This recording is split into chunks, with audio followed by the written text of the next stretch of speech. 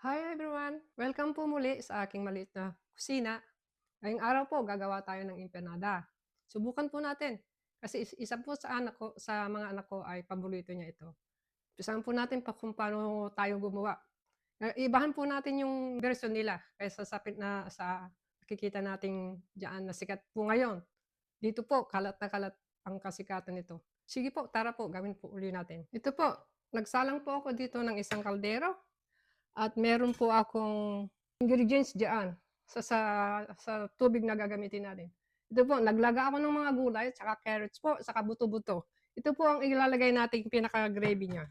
Kukuha lang po tayo dito at salaan po natin kasi yung durog-durog na po ang aking mga gulay. Lagyan po natin ng 5 cup. Ibahin po natin yung kanilang version sa paggawa nito. Sikat na sikat po ngayon. Po, ganyan po sa karami.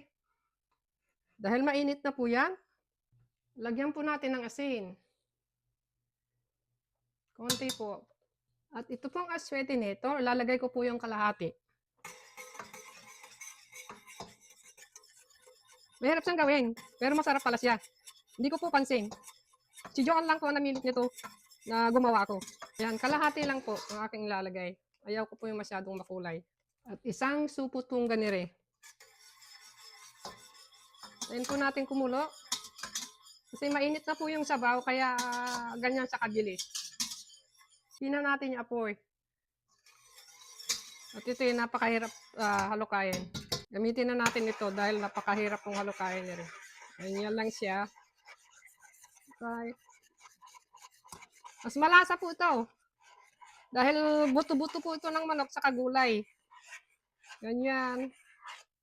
Okay na po yan.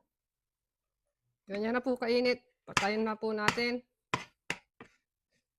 Okay lang po. Ganyan talaga sa kahirap gawin. Ayan. Tignan natin lahat.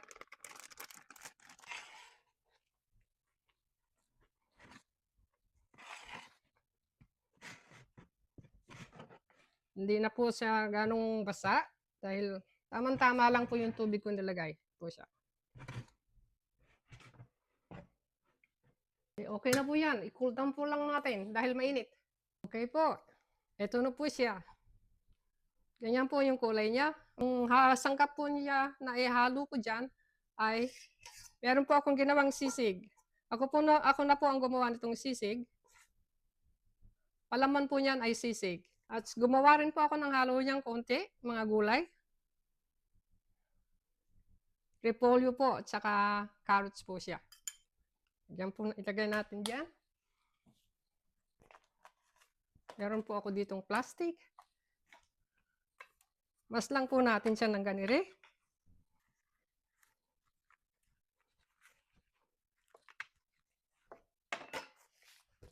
Yan po.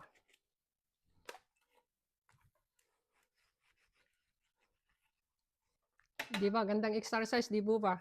Lalo na po ngayon, senior na tayo. So, ganito po sa kanipis. Yan. Liktad lang po natin. Subukan natin isang kabila. Ayan. Tapos maglagay na po tayo ng sisig. Sisig po. Ayan. Maglalagay din tayo ng repolyo at saka cabbage po dyan sa paikot.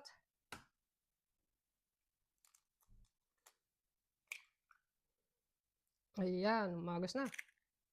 Yan natin ang salt. Dapat hinanda ko ng salt.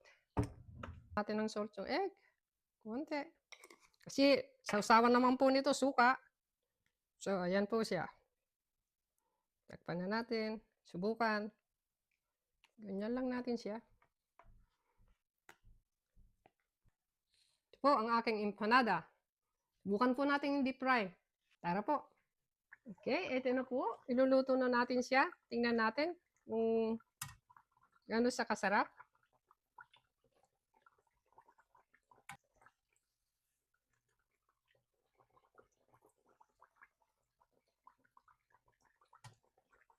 Luto na po siya.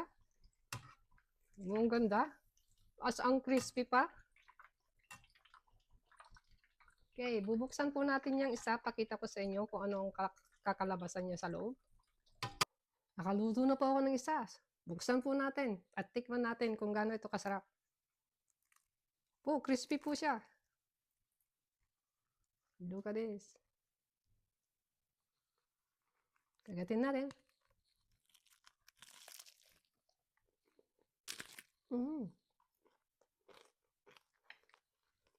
Sarap po. Ito na siya. Ganda, no?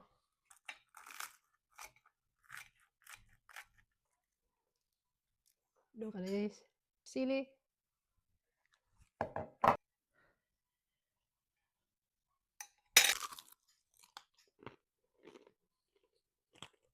Sarap.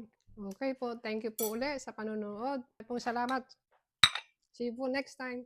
Bye-bye.